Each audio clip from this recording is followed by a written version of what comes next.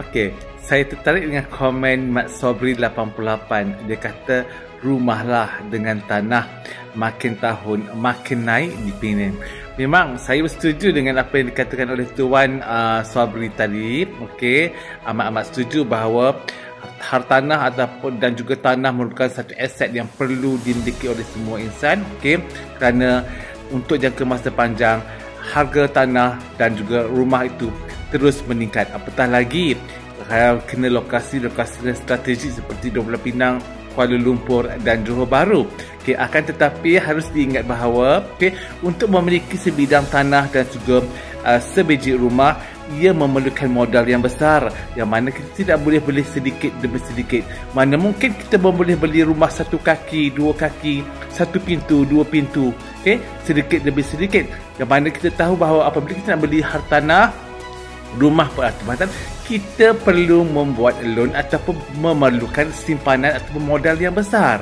Okey, berbanding dengan emas yang mana kita boleh kumpul sedikit demi sedikit, yang mana kita tahu bahawa di public gold simpanan emas itu hanya serendah RM100 sahaja. So, tuan-puan, kalau nak dikatakan hartanah itu, dan tanah itu, saya ada satu pengalaman ngeri apabila saya hendak menjual rumah. Apabila kita nak dibandingkan di antara aset rumah dengan aset emas, aset emas lebih mudah untuk diuruskan, mudah untuk diuruskan daripada segi penyelenggaraan.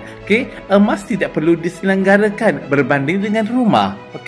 Keduanya adalah daripada in term of the liquidity ataupun kecairan.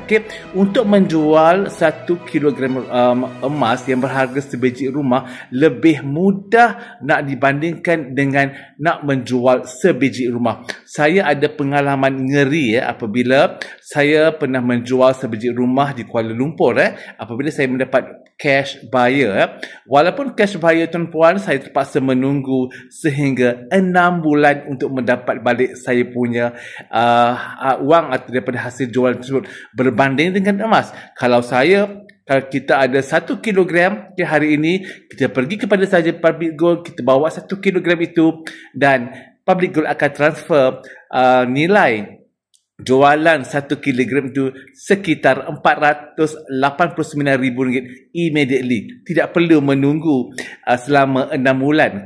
Itulah perbezaan di antara aset hartanah dan juga emas. Daripada segi potensi, kedua-duanya mempunyai potensi yang tinggi untuk jangka masa panjang, tetapi daripada liquidity, aset emas jauh lebih murah, jauh lebih mudah jika dibandingkan dengan aset hartanah. Semoga bermanfaat.